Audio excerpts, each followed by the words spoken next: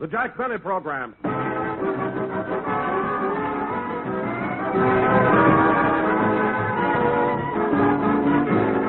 Starring Jack Benny with Mary Livingston, Rochester, Dennis A., Bob Crosby, and yours truly, Don Wilson.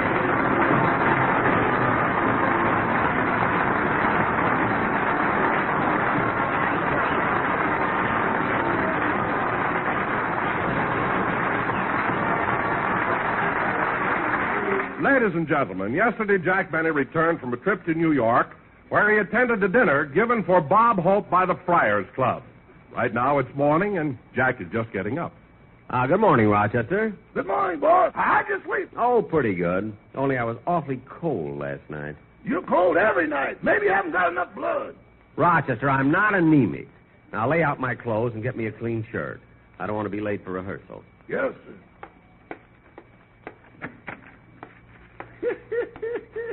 Not anemic. I wonder what he'd say if he found out that every morning I sneak in the bathroom and put ketchup on his razor to keep up his morale.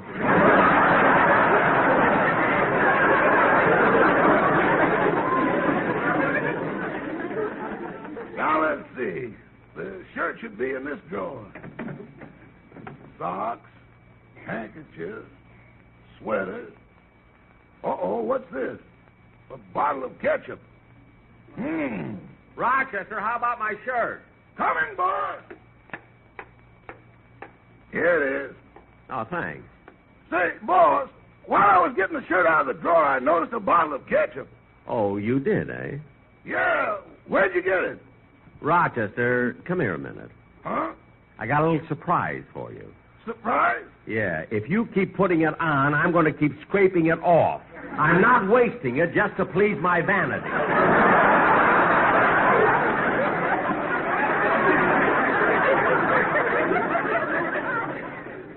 Now, Rochester, look, I get it. Hello, Jack. Oh, hello, Mary. Come on in. When'd you get back from New York? Oh, about 4 o'clock this morning. It was a nice trip, though. How'd the Bob Hope dinner turn out? Oh, it was swell. Everybody was there. Gee, what celebrities. And you know what? I sat on the dais right next to Bernard Baruch. Oh, that's wonderful. Yeah. You haven't seen him since you went to school together. You know, Mary, you always say the cutest things just before you get a cut in salary. Oh, I was only teasing. Now, you better hurry. We'll be late for rehearsal. Why? We've got a lot. Oh, my goodness, look what time it is. I never realized it was this late. You still have to shave. I know. It won't take long. I'll take off my tie. I'll get the razor. I'll get the ketchup. We haven't time for that now. You go get the car, Rochester. We'll be down in a minute. Huh?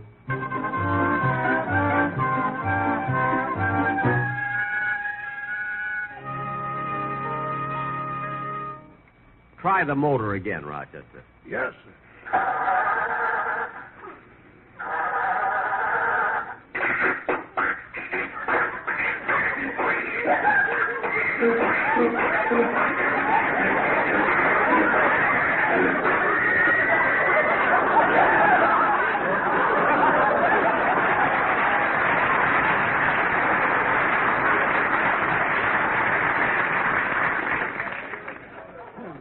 Try it again, Rochester. Only this time, step on the throttle, advance the spark, pull out the choke, and hold down the clutch. Keep talking, boss. So far, you haven't named one thing we've done. All right. Try the motor again. Jack, last month when the automobile show was in town, you said you were going down and look at a new car. I did, but the one I wanted to buy, they're not making yet. You see, it's that revolutionary car with 3 wheels. 3 wheels? Is that good? It's one more than we've got now. Oh, stop and try the motor again. Yes, sir.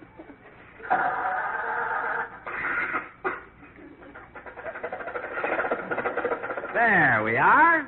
I knew we wouldn't have any trouble.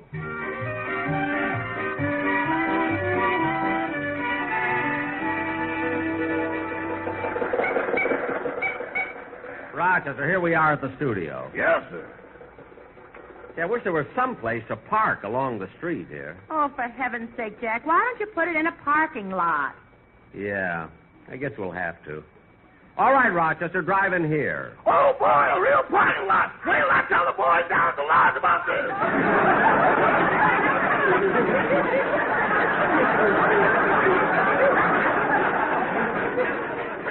Never mind. Just go in. Now, Rochester, you go over and pay the attendant. Miss Livingston and I are going into the studio. Yes, sir. Come on, Mary. Say, Jack, look at that beautiful car driving in. Gee, what a car. A chauffeur in uniform and everything. Must be the president of the network. Here we are, sir. Thank you, James. Mary, it's Dennis. Let's watch this. I'll get your things out of the car, sir. Your coat, sir. Thank you. Your hat, sir. Thank you. Your Wall Street Journal. Thank you. Your Buck Rogers disintegrator.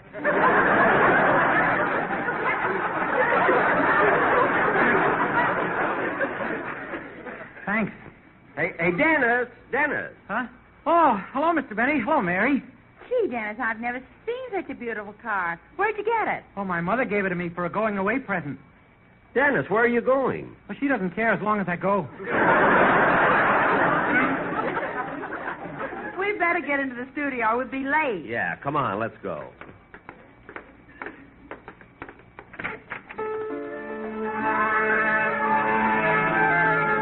All right, fellas.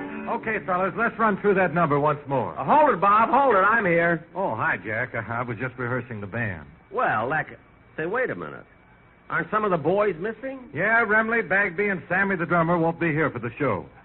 Why not? Well, last night they were listening to a quiz program, and the MC was asking questions about arithmetic. What's that got to do with it? Well, one of the questions was about fractions. It was, how many times will 1/5 go into 3?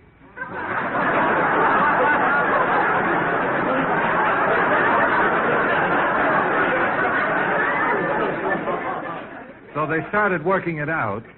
Uh-huh. And by the time they killed off 22/5, they lost interest in the answer.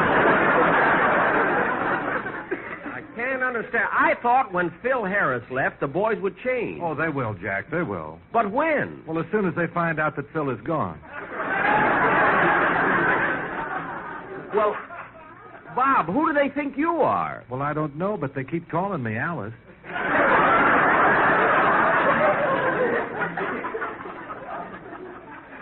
Well, don't worry, Bob. For 5 years, they thought I was Evelyn and her magic violin. Gosh, the free dinners that I've had. Well, go on with the rehearsal, Bob, so we can get into the sketch here. Well, shall I rehearse my song first, Mr. Benny? Yes, go ahead, Dennis. Then we'll go right on with the play.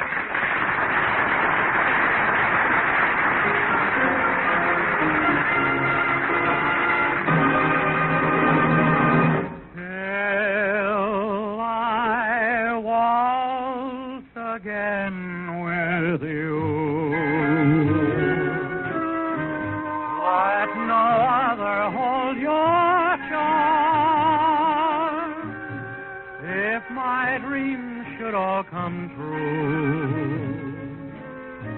You'll be waiting for my arms till I kiss you once again. Keep my love lock in your heart, darling. I'll return and then we will never have to part. Though it may break your heart and mine, the minute when it's time to go, remember, dear, each word divine, that man, I love you so till I waltz again with you. Just the way we are tonight, I will keep my promise true. For you are my guiding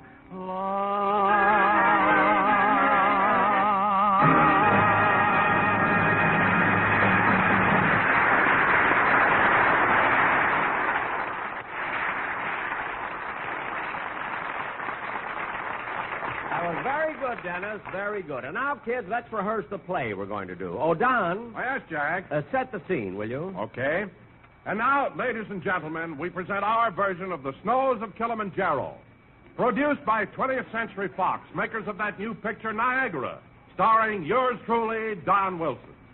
Don, stick to the script. You weren't the star of Niagara. I know, but I need the publicity. My calendars aren't selling at all.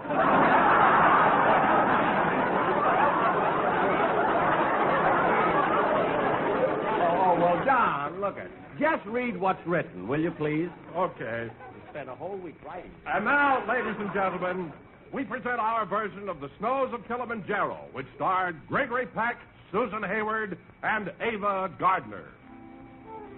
Our story opens in the African jungle, at the foot of the majestic snow-capped mountain, Kilimanjaro.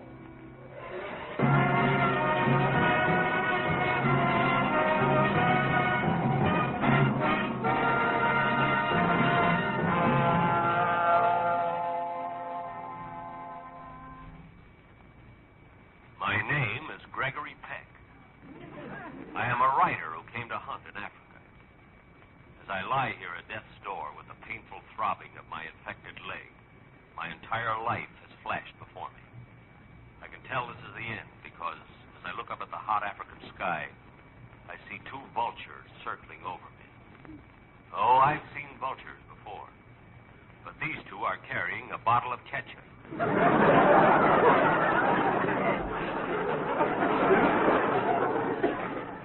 I was recommended to them by Duncan Hines.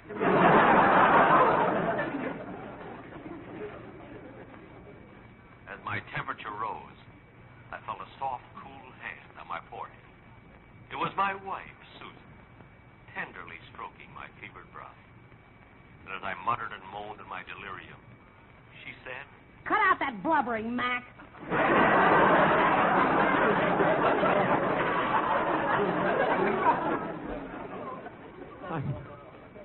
I can't help it, Susan.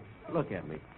Lying here helpless, while all the members of my safari are starving because I can't go out and hunt fresh meat for them. Don't worry about that. This morning I went out in the jungle and killed a lion. But wait a minute, Susan. We're out of ammunition. How did you kill the lion? I strangled it. Why?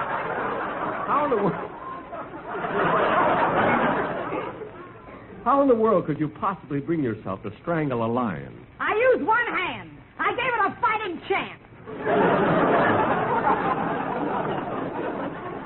When is that medicine coming? When will the plane get here? When? The plane didn't arrive with the medicine, and I got worse. So in desperation, Susan sent for a native witch doctor. The witch doctor came, and for the next 2 hours, he kept stuffing hot sand into my mouth. When my hat got too big for me, I realized he was shrinking my head.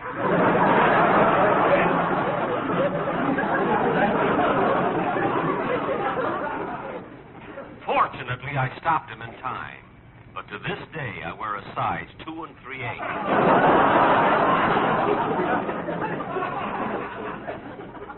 I shall never forget that witch doctor. He sprinkled me with a powder made from ground tiger teeth. Then he chanted his weird voodoo incantation. Iga mawa, moo, moo, moo. Daga, loga, moo, moo, moo.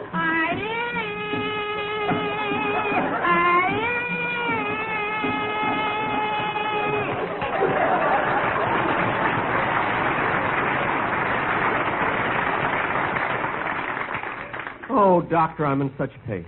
Here, you take 'em these herbs. You come morning sun, you'll feel all better like me. Oh, that's wonderful, doctor. How much do I owe you? Nothing. Blue Cross.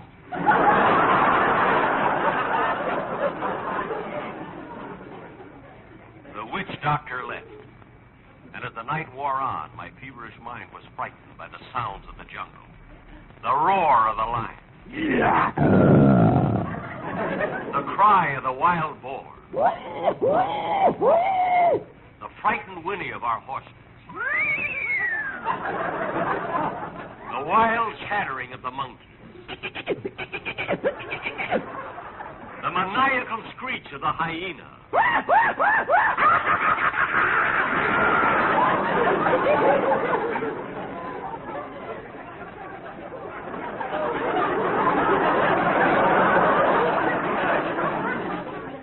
The terrifying sound of the crocodile. The terrifying sound of the crocodile. I knew if I kept trying, I'd find something that Mel Blanc couldn't do.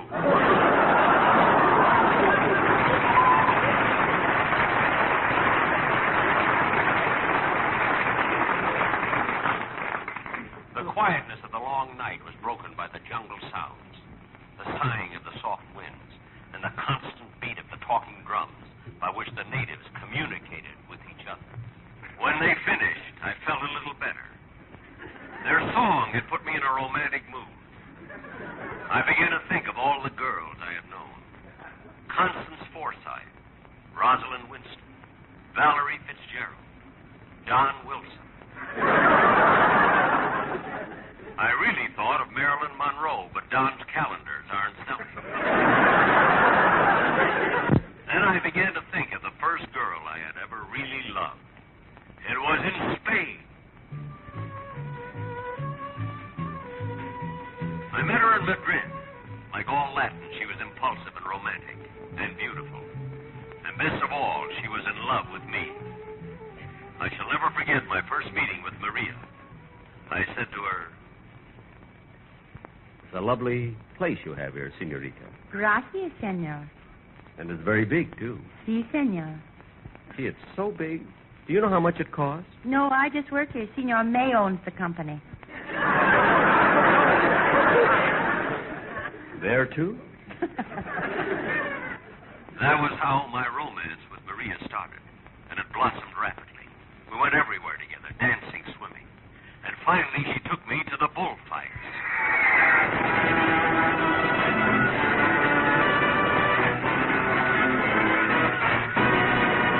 It was my first time at a bullfight. I didn't know much about this Latin sport. But the traditional blare of trumpets, the first event got underway.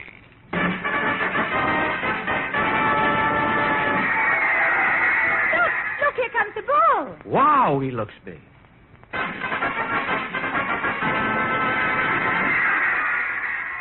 Ooh, here comes the toreador. Hey, dig that crazy steak knife.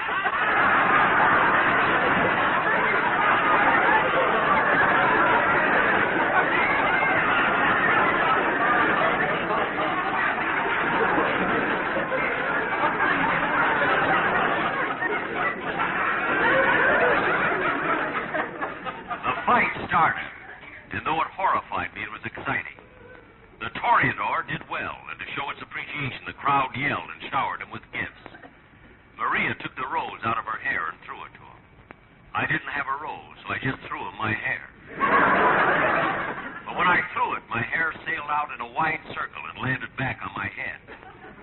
It was the toupee I had bought in Australia. Yes, my thoughts were all of Maria at this time, until I felt the throbbing of my leg, and great waves of pain swept over me and washed me back into consciousness in my camp in Africa. Susan was still standing guard over me. She must have realized I had been dreaming of Maria, because she said, Wipe that smile off your face, Mac. Oh, it's you, Susan. I must have been dreaming.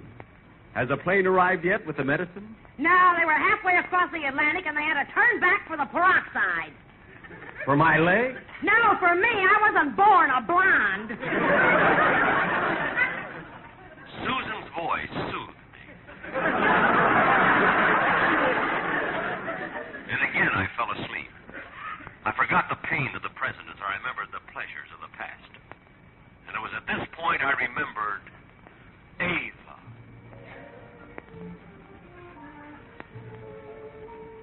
I first met Ava in Paris. Gay Paris. Ava had everything. Beauty, poise, and intelligence. But even though she was a society heiress, she insisted on earning her living by singing in a tiny French nightclub called the Bayou. forget the first time I heard her as she sang.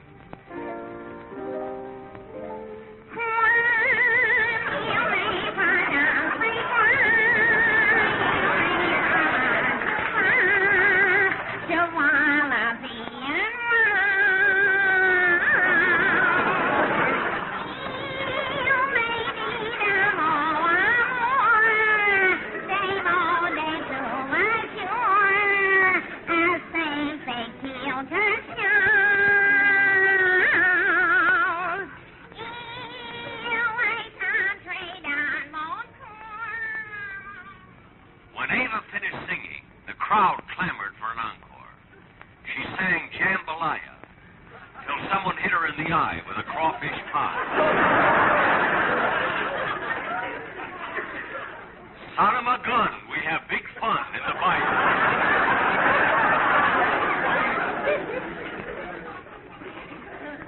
Then Ava came over and sat with me. How are you feeling? Fine, Ava. And tonight we're going to do the town. I'm going to start by drinking champagne out of your slipper. Come on, put it on the table. Okay, there. Go ahead, start pouring. Take your foot out of it first. That's better. Now I'll fill the slipper with champagne for me.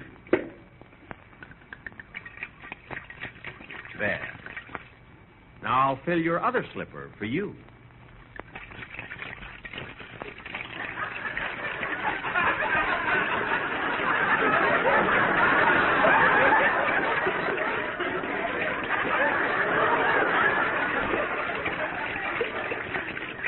My left foot is bigger than my right.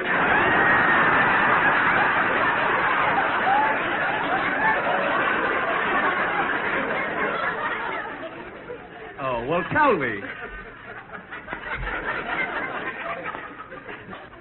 Tell me, Ava, am I the first man who ever drank champagne from your slipper? Oh, they all do. You're kidding. No, I'm not. When I walk home from here, I sound like Chloe coming through the swamp.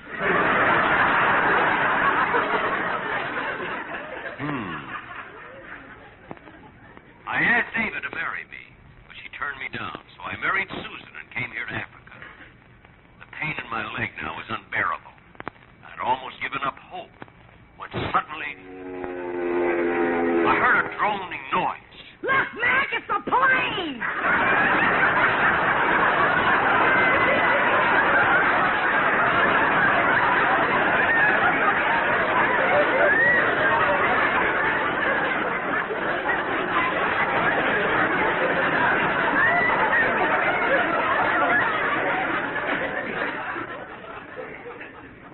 Susan was right.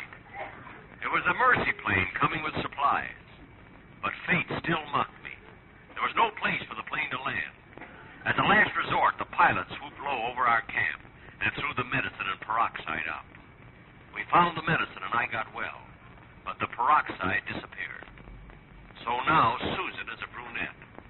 But somewhere in Africa, there are 200 blonde gorillas. This is the story of the snows of Kilimanjaro.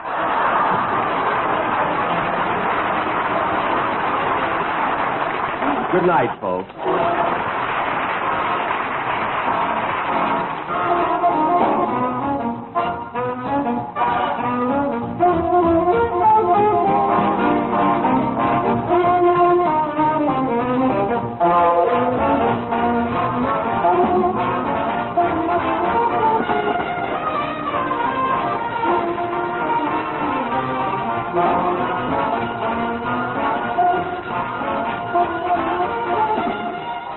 Jack Benny is a regular feature of the United States Armed Forces Radio Service.